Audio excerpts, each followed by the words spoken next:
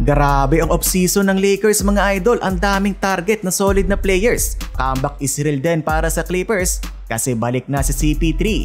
Yes mga idol, bumalik na si Chris Paul sa Clippers. Naging Battle of LA ang off-season.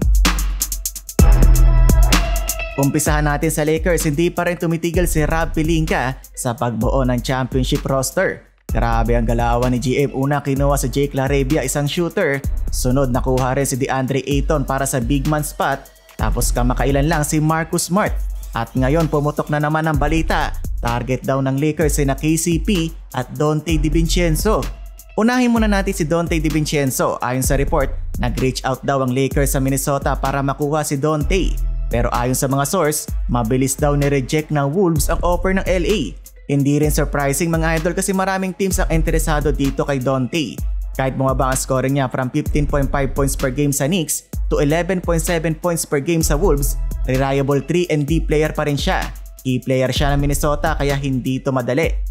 Next, balik naman tayo kay Kentavious Caldwell-Pope o KCP. Gusto siyang ibalik ng Lakers. Siya nga yung isa sa mga shooters noong championship run ng Lakers sa bubble noong 2020. Tapos noong 2023, nag-champion din siya kasama si Jokic sa Denver Nuggets.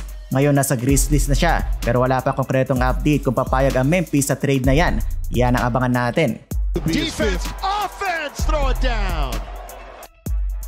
At speaking of all-star lineup, grabe rin ang ginawa ng Clippers. Bumalik na si Chris Paul mga idol.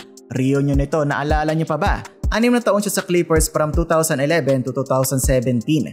At siya rin ang all-time assist leader ng franchise with 4,023 dimes. Tinanggap nga niya ang 1-year $3.6 million deal. Sabi nga niya ito na raw ang 21st at huling season niya sa NBA. At gusto niyang tapusin ito kung saan siya naging superstar, ang LA Clippers. Tingnan niyo yung lineup ng Clippers ngayon mga idol. Guards, Chris Paul, James Harden, Bradley Beal, Bogdan Bogdanovic at Chris Dunn. Forwards, Kawhi Leonard, John Collins, Derrick Jones Jr., Nick Batum.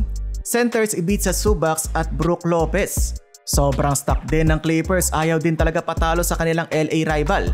Ang tanong mga idol, sino sa tingin nyo ang mas malayo ang mararating? Lakers ba o Clippers? Sino kaya ang aabot sa NBA Finals? Comment down below lang mga idol at huwag kalimutan mag-like at mag-subscribe at pindutin ang notification bell para lagi kayo updated sa NBA news.